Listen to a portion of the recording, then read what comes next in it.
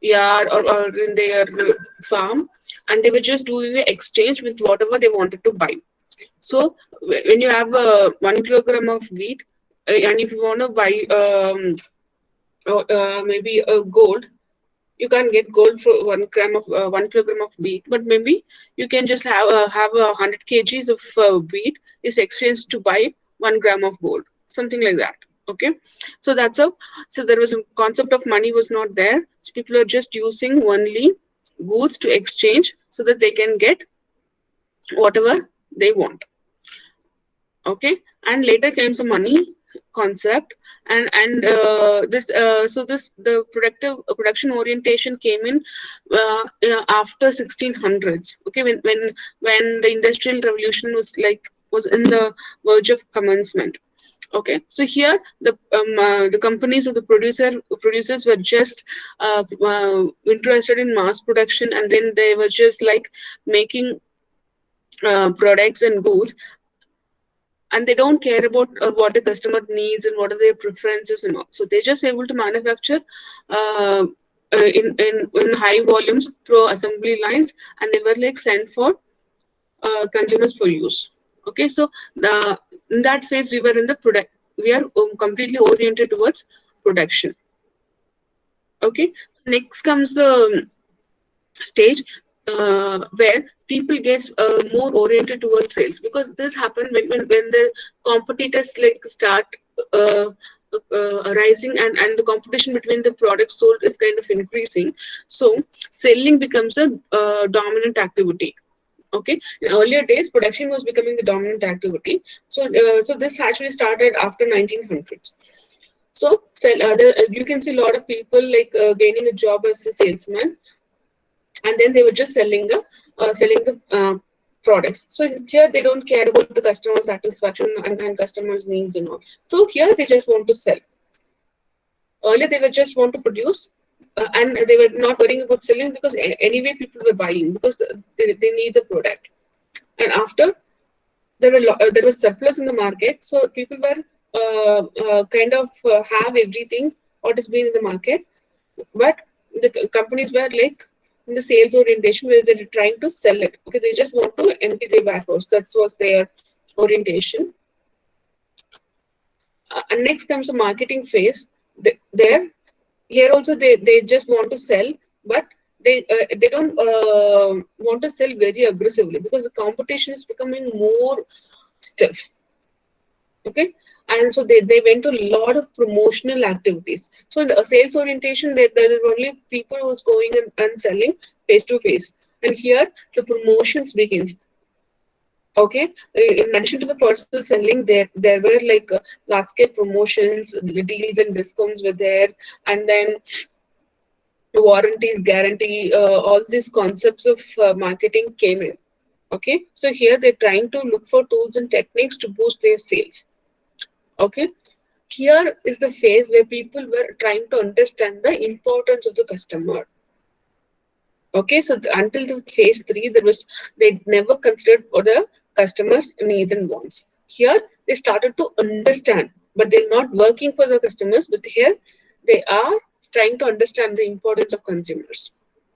Okay, next comes the fifth phase where there is a consumer orientation. So here they understand, okay, what the customer wants, what they really need, what kind of products they will be looking for, what are their preferences, everything they understood, and they're trying to satisfy the customer. Okay, so here we are kind of orienting towards a consumer. Okay, so according to this, so only according to the requirements of the consumer, the products were designed and brought forward. And please don't take Apple and few technology products in this category, because some products or some companies believe that the consumers doesn't know what they really want. Okay, and next comes the final phase that we are in right now. Okay, so right now marketing has become a function of management. So with the human resources, production, finance, marketing has become a function of management where people are getting managerial roles in marketing, and then they're doing some business activities. They are like kind of collaborating with the other functions of business so that they can plan, promote, and distribute the products, so that finally you can get consumer satisfaction. So this is a management orientation. So right now you can say all the companies will have a executive post called CMO, chief marketing officer. Okay, under him there will be vice presidents and regional heads, directors, and senior sales managers, senior marketing managers, managers, then what if the sales executive or marketing executives, like that. Okay, so from barter system we have evolved to consumer orientation, and then finally we are in management orientation right now. Okay, so the 6 phases of development that we have went through. Okay, so now look into new marketing realities. Okay, so what really happened recently in marketing? Okay, so there's a lot of things which happened recently, but we have three major things which kind of like revamp the entire marketing process or marketing concepts. Okay, they are, so we would call them as like three transformative forces. Okay, so almost like 10 to 15 years ago, this three transformative forces was not existent. We can say almost like 20 years right now. So almost like around 20 years back, this transformative forces never existed. Okay, but after this three forces came into being, the way the market behaves has completely changed. Okay, we have technology, globalization, and social responsibility. Okay, so we would take technology first. Okay, so in almost like few years before, or 20 years before, we didn't have internet access to everyone, at least at homes. Only big corporations have internet access, who are like kind of doing research, or if it's a big uh, and if it is a multi-million dollar industry, they had internets and computers to process things. But right now, this is not the case. Everybody has a desktop at their home. Actually, not one desktop. At least if there is 4 people in the family, at least 3 to 4 desktops or laptops are available. Forget about the phones. Actually, long back, it was a dream of Bill Gates. His dream is to like place computer on every desk in a home. That's his dream, and he made it possible. Right? So Microsoft made things possible, brought technology, a kind of technology to consumers directly, and you can take uh, cell phones. Cell phones means I'm not talking about the smartphones that we have right now. The earlier cell phones, which was kind of very in a very different shapes, which was looking kind of weird. I'm not sure whether you have seen this or not. In India, Nokia was the first company to one of the first companies to like market cell phones, and everybody who's buying cell phones mostly bought Nokia cell phones because they were like kind of so affordable. So everybody was started to carrying a cell phone at that point of time. Maybe you can say that was like from in 2005. 2000 to 2005, everybody started to have a cell phone in their hands. Things changed when the smartphone came in. Okay, the smartphones kind of came in after this, so it completely revamped how people experience things, how people view entertainment, how people shop. Everything is completely changed because of this technology. Google was not there 20 years before. You can't just go and search a product, about a product. You can't just go and buy a product online few years back. Okay, the first e-commerce was started in the food industry. So actually, when you want to order pizza, you just have to go online and you have to order. So Pizza Hut introduced this almost like 20, 25 years back, long ago in America. Okay, so people were very skeptical about that. But right now, we have Swiggy, we have Zomato. You can't even like think about ordering food without internet. Okay, so technology has completely revamped this in the way we shop. And next we have globalization. So globalization is actually like there is a lot of advancements in the technology. So when you see globalization, we have made countries borders open. Okay, earlier a few years back we were always like thinking about building self-sustained countries. Okay, so whatever that we need we have to produce within the country and we have to consume. Still most of the countries are like that, but in India particularly, in 1990, Dr. Manmohan Singh was the economics minister, sorry, finance minister at that time. And then he is an economist. Hope you all know him because he was prime minister twice. So he signed a globalization policy on behalf of India in 1990s. Because of that only, the companies in India were able to go global, and the other MNCs in the different countries were able to come in. Before 1990, the foreign policy was very strict. To invest in India, the things were very strict. Okay, you have to create a separate company in India. So you can see Hindustan Unilever. So Hindustan Unilever, it's a the British company which has a lot of products in different areas in the food, personal care like toiletries and everything. It has different brands under its umbrella, right? So most of us think, okay, Hindustan Unilever is an Indian company because it has like Hindustan in front, but it's not that. Unilever is the British company. Okay, it started its operations in 1920s, I guess, in India. It entered India because India was like ruled by British at that time, and it's a British company. The entry was very easy. Very few companies like that came in. Palmolive came in. Palmolive is, I think we all know Colgate. Colgate is actually a product of Palmolive. To same some products of Hindustan Unilever, you can have energy drinks like this, Horlicks, all brands of Horlicks, Boost.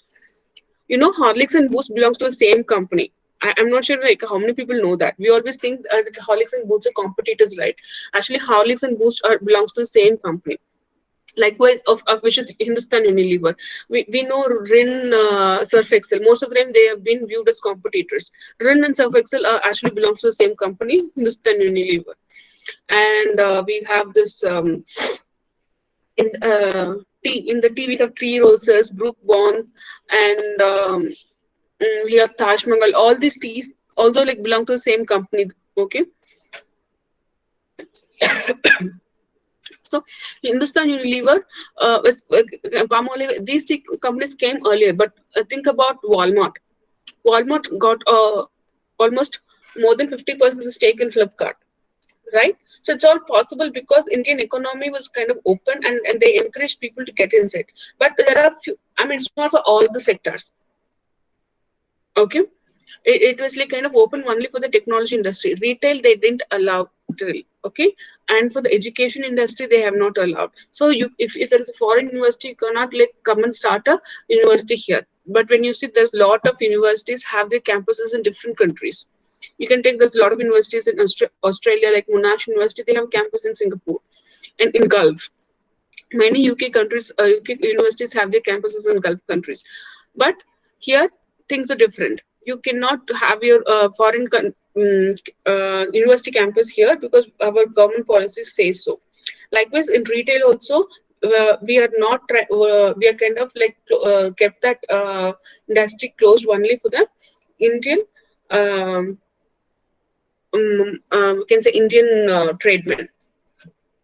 Okay, so but the rest of the industries are completely globalized. So you have a lot of companies like Cognizant. Cognizant is usually is a US company which has its centers in India. It has more centers in India than in US. It's actually an arm of Dun and Bradstreet. Okay, and then you have a lot of other companies having their offices here, like Google, Microsoft, Facebook. Everybody has the office here. Okay, they can able to do this because of globalization. And if you don't imagine globalization happened in 1990, most of the people, most of the Indian youth will be jobless. because the population is kind of very high, right? So you cannot afford to have a job for everybody, because when you see in 1980s and 70s, most of the people will be like kind of jobless when compared to the people who are right now. I mean, when I say jobless, it's I mean unemployed, because there was no employment at all. Everybody wants to go for a job, and there were very few companies. The economy was doing bad, and then there was no one who was starting a company also. So everybody was wanted to go for a government job. So when you like talk to your grandfathers or your fathers, you can able to understand the scenario very much better. Okay, so I'm not sure whether your fathers know this or your grandfathers definitely know what happened in 70s and 80s. Things completely changed in after 1990s, because gaining an employment is completely very easy when compared to the olden days. Thanks to globalization and thanks to Manmohan Singh for signing this policy. Okay, so right now, yes, right now we have policies like Make in India and Atmanirbhar or something like that, where we're trying to create employment. So we are trying to become self-sustained, but we're trying to create employment. On the olden days, there was no employment at all. So I mean, here this topic is not about employment; it's about like selling products. So when you are Indian company, if you want to sell products to a different country, earlier it was not possible. It was, I mean, it was possible, but the rules were very stringent. You have to like pay a lot of money to the government. The import duty was high, but right now the import is very the export duty was high. It was not high. Okay, right now the government is providing subsidies for export. Okay, especially for the agro products. If you export few products, you are completely exempted from the duty, and you also gain some subsidy. Also, you get revenue from the government, money from the government for export. Okay, so and like when the foreign company wants to start a company in India, or they want to sell their products in India. Earlier it was difficult. 1990 it was completely impossible, and right now things are very smooth. Okay, and next comes the social responsibility. Actually, the social responsibility is kind of become fancy among the corporates right now, because they use CSR, corporate social responsibility, as a tag name to promote their products. But there are few companies who really do this well. Okay, so you can take ITC. I think everybody knows about ITC. They are like kind of famous for manufacturing classmate notebooks, right? So every classmate notebook you buy, 1 rupee will be is donated towards the education of the children. Okay, this is completely true, because they're really working on that. Okay, there are a few companies, they say, okay, we work towards CSR, but they just like produce some pamphlets and they do advertisements on that. They spend more money on promoting what they're doing for CSR, but they don't do this. Okay, so ITC has kind of adopted a lot of villages where they go and clean it and make it smart village, and then they construct schools for the people in that village, and then they provide classes for the elderly. I mean, who can't read and write. Okay, so this is kind of real for ITC. There are like few MNCs who utilize their employees. So mostly the IT employees of MNC employees work from Monday to Friday. So Saturdays of I mean, at least 1 or 2 Saturdays per month, they go and reach out, do a lot of outreach programs, like educating the children at school, or promoting hygiene activities, educating hygienic activities towards the village people, and they go and clean the village roads. Okay, they do all these kind of things.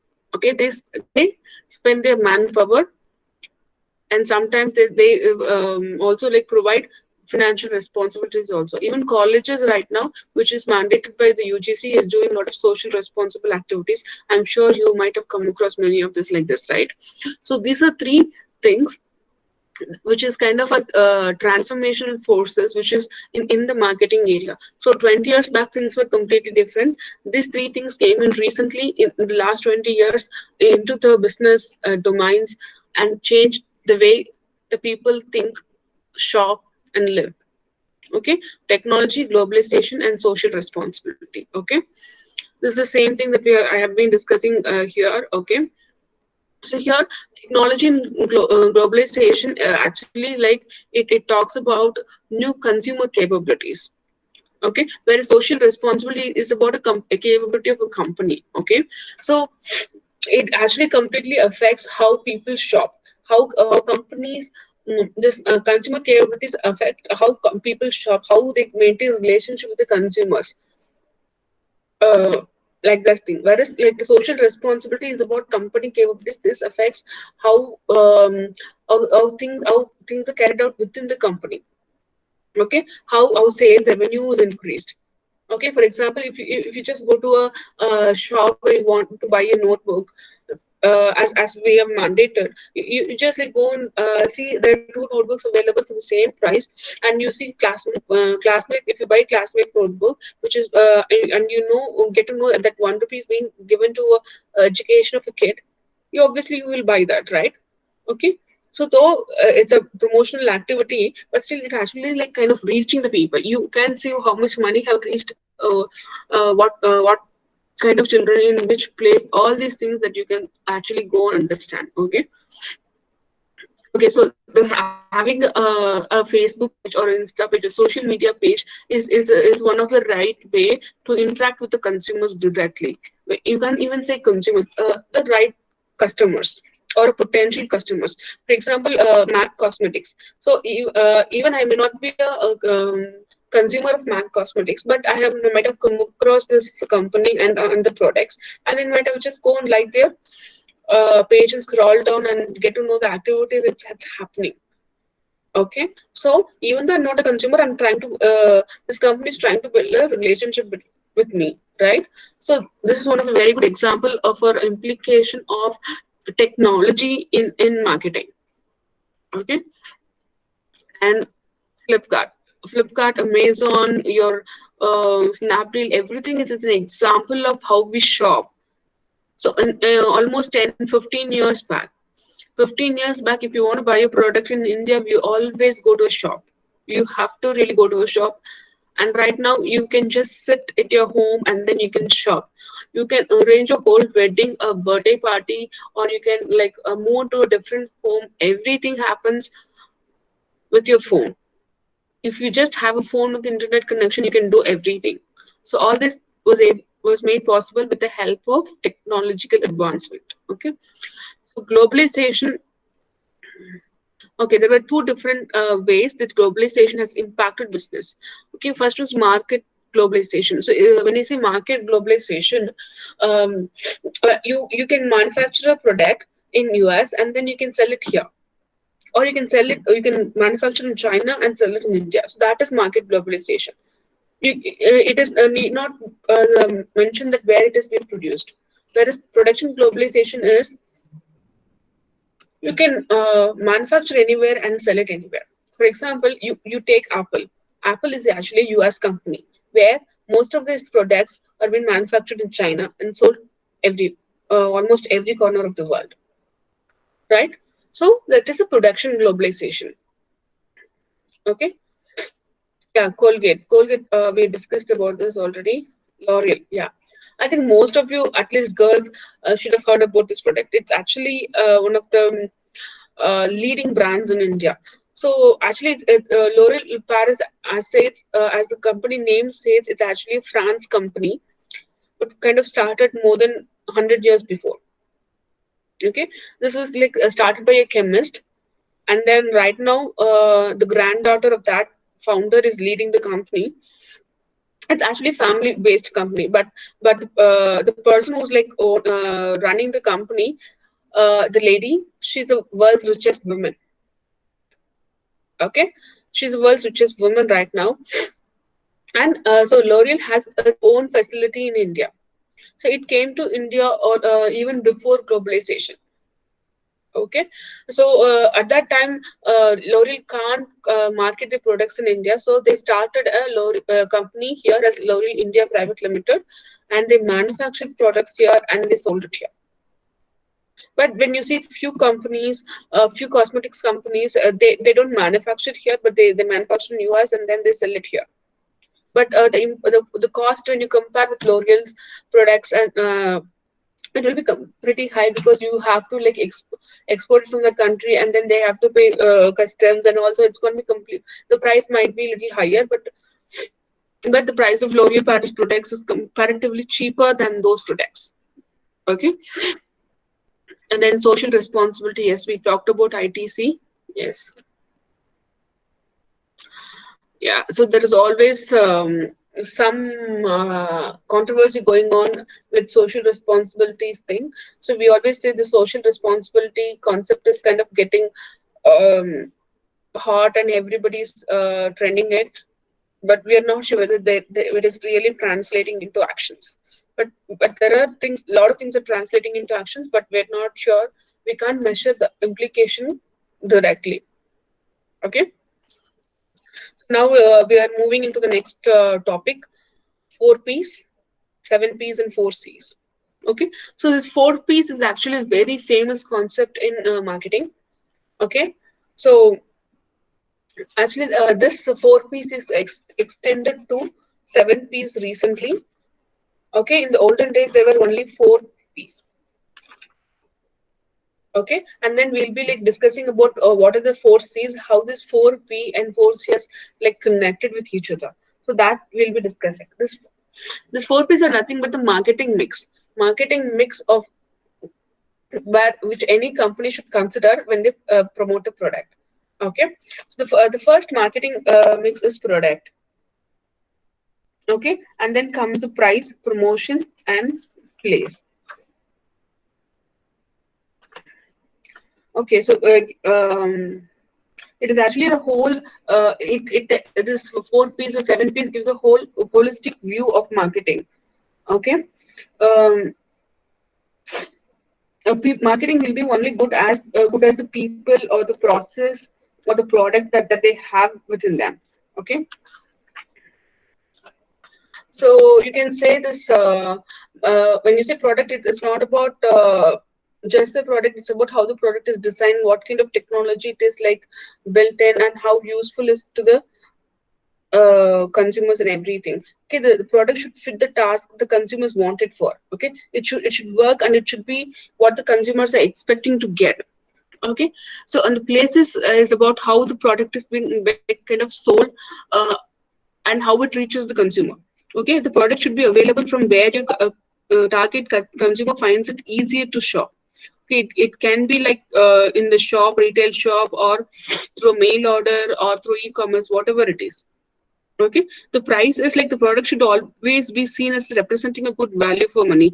This does not necessarily mean it should be the cheapest available or it should be at the premium price, but one of the main thing is that the customers are usually happy to pay little more for something they what really works for them, right? So you have to really understand how you have to um, price your product. So for that you will be using a lot of strategies, like there is a skimming strategy or penetration strategy. So when you see penetration, when you like introduce a new product to the market, you sell it in a very low cost first, and then over a period of and you get the market share. So you make everybody use your product because it's very cheap, and then everybody start using it, and then you increase your product price. Okay, that is penetration. So we can say Reliance Jio has like kind of completely achieved it, right?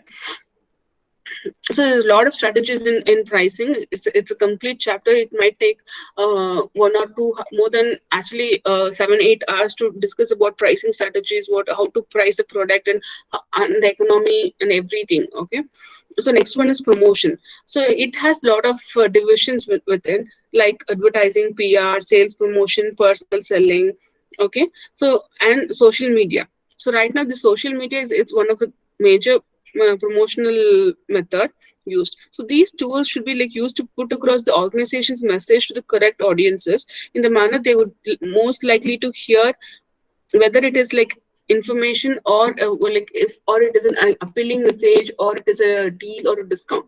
Okay, it's nothing but a communication that you are trying to convey to your consumers or the customers uh, about how good the product is, or what are the free gifts you're giving. Okay, or any endorsements or any celebrities kind of endorsing your product. So all these things. Okay, so when you do that, that is promotion. Okay, next is people. So without people nothing can be done. Okay, you need people to start a company. There should be a person who found the company, right? He's also belong to the people category. The founder, the employees, the consumers, everybody comes in here. Okay, When you say consumers, the consumers, it's not directly consumers, the people who get in touch with the consumers directly. So it can be a person who's selling your product in the shop that you have, or it can be a person who's like answering your phone when you have problem with your product.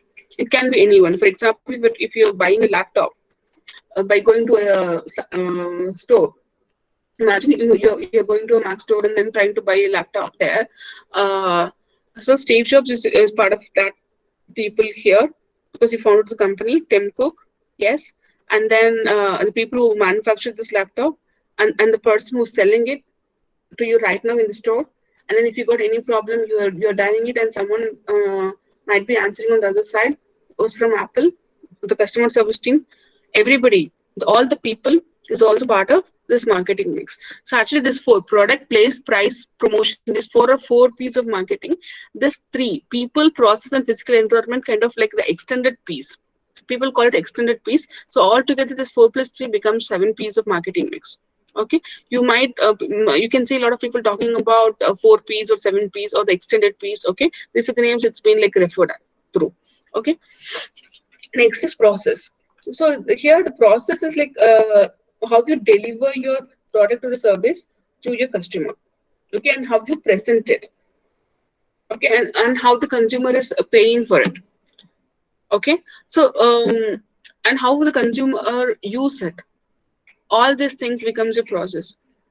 Okay, so for example, if you want to buy a laptop, in the olden days, Dell was the first company to introduce buying a laptop online through just-in-time inventory control. Okay, if you want a laptop, you just go to login go to the Dell website, login and order, saying, okay, I want a 16 GB RAM with 1 TB hard disk. You say this, and then you give all the rest of the configuration. Okay, I want Intel i5 or i7. You give all the configuration, you can customize, and accordingly this gets dispatched to you. Okay, so whereas like if you have other brands, you can just go and walk in and buy it, or you can just like go and buy it through a e-commerce portal. So there are different ways. Okay, and different companies have different processes to make the product or a service reach the customer. Okay, so imagine some companies have a dealer distributor model. All the produced laptops is being sent to the distributor, and then they send it to the dealer, and they give it to the stores. The things are different for each of the companies, and they have their own process. Okay, so this is about how they complete how they stay in the market, how they uh, get their products to the consumer. Okay, next is the physical environment. Okay, when you say physical environment, it's not only about the retail shop where the product is being sold. It's also about the e-commerce platform where the product is sold. Okay, so almost all services include some physical elements. Even if you think if it is a hair salon, you just go for haircut, but still it involves physical environment, right? So the hair salon would provide the client with a completed hairdo, and if, for example, an insurance company would also give the customers some kind of printed material along with the service that they have. Okay, so right now you can just buy it digitally, so you'll get only the emails, right? Even if it is not like kind of a physically printed, or you just get it in a email, but you're still receiving a physical product, a product. Okay, so it is service, we can call it as a product. So all these things comes in here. Okay, the place we go and buy the product, and then what the product that you get in, everything comes in here. Okay, so these are 7 P's of marketing mix, and there comes a 7 C's. Okay, so this is related to the target market, I mean, which means the consumers. Okay, so here we'll be like talking about only the from the consumer point of view. So here we'll be having the clients who will be like buying the product according to their needs, and we have cost. So here when you say cost, it's about all the cost. I mean, for example, you have few products priced high, few products priced low, and few products priced right. Okay, so we have to really look into how you're pricing it and how are you satisfying the consumer. Okay, and then convenience. So how and where the consumer wants to purchase. Okay, so right now everybody would go for online or e-commerce, but I'm talking about the pre-COVID stage. Okay, was given kind of pre-COVID. We are expecting there are going to be a lot of changes in the marketing and business domains and the curriculum in the next 2-3 years after post-COVID, because things are completely revamped right now. Okay, so the next one is communication. So how the interaction between the organizations and clients is happening. Okay, you can see there's a lot of overlap what we are studying right now in 4Cs with 4Ps. Remember? Yes, there is a connection. I'll show you how. Okay, so you have a product, okay, so which is related to the consumer, the clients. The price is related to the customer cost. The place is related to convenience of the consumer. The promotion is nothing but a communication. Actually, this 4 Ps is from organization point of view. Okay, the 4 Cs is from customer point of view. Okay, so actually recently people are people in the companies and business are thinking from the 4 Cs point of view. Earlier they were thinking, okay, what product I'm going to sell, which price, at what price, where I'm going to sell, and how I'm going to promote it. Things have changed right now. They are thinking for which consumers I'm going to sell my product, what the customers going to pay for that, where they will be comfortable to buy it, and how can I communicate to them. So they have there's a complete shift from the P's to C's right now. Okay, so there are this 4 C's is also transferred to 7 C's. Okay, so this 4 P's is organization facing, as I told earlier. 7 C's is customer facing. This 4 things already we discussed, and this people. So we were talking about the founder and employees there, right? So here it is about caring. Yes, you have to take care of your employees, then only they will be motivated to work, they'll be inspired to work. Otherwise they'll just leave the company and then they join your competitors, or they'll be doing something else, right? So you have to take care of your company to reduce your attrition rate so that you'll be having more revenue. So actually there are people who have connected attrition rate with the organization revenue. The companies with less attrition rate have good growth. It's kind of completely scientifically proven as well. And processes is being uh, connected to coordination. Okay, so how you're coordinating each of the departments in your company so that your consumer will get the product, and how you if there is any problem, how is going to come back to that process.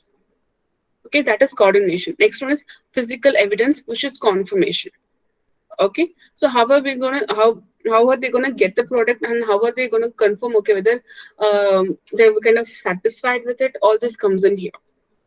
Okay, so here after this I have a lot of explanation for this. So that's all I have. Today we have discussed the evolution of marketing, the 7 P's, 4 C's, and 7 C's as well, and then the 3 transformative forces or new marketing realities. Okay, if there is any questions, you can ask me right now.